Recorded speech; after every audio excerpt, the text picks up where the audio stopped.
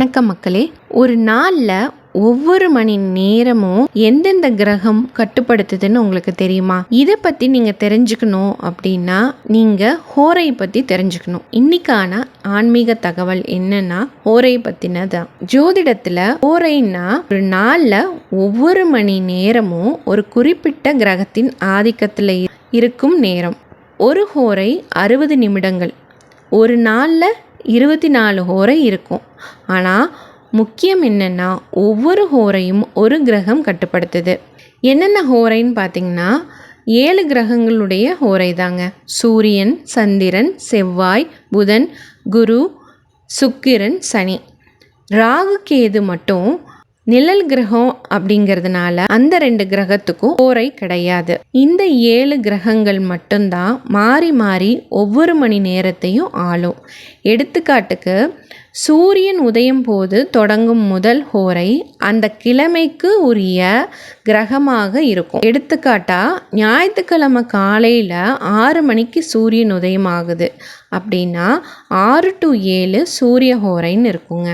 இப்படி அடுத்தடுத்து ஒவ்வொரு கிரகங்களும் மாறி மாறி வரும். இந்த மாதிரி மாறி வர ஹோரையில் நம்ம ஹோரை பார்த்து ஒரு விஷயத்தை ஆரம்பித்தோம் அப்படின்னா அது நம்மளுக்கு சக்ஸஸை கொடுக்குதா இல்லை தோல்வியை கொடுக்குதான்னு நம்ம பார்த்து தான் செய்யணும். உதாரணத்துக்கு சூரிய ஹோரை அதிகாரம், இன்டர்வியூ போகிறது, அரசு வேலை, இந்த மாதிரி எல்லாம் தொடங்கினா நல்லது. சந்திர ஹோரையில் மன அமைதி, பயணம், அந்த மாதிரியெல்லாம் நம்ம செய்யலாம். புதன் ஹோரையில் தொழில் சம்பந்தமாக பேச வேண்டியது எல்லாத்தையுமே பேசலாம். வேலை சம்பந்தமாக முடிவெடுக்க வேண்டியதும் எடுக்கலாம். குரு ஹோரையில் நல்ல முடிவுகளை எடுக்கலாம். பொதுவாக படிப்பு சம்பந்தப்பட்ட நல்ல முடிவுகளை எடுக்கலாம்.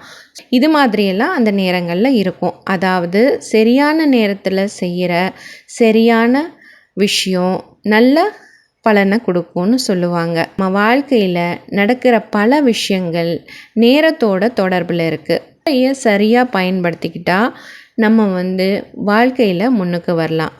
இன்னும் இதை பற்றி பயனுள்ள தகவலை நீங்கள் தெரிஞ்சுக்கணும் அப்படின்னா என்னோடய சேனலை நீங்கள் சப்ஸ்கிரைப் பண்ணிக்கோங்க. கமெண்ட்டில் எஸ்ன்னு டைப் பண்ணுங்கள்.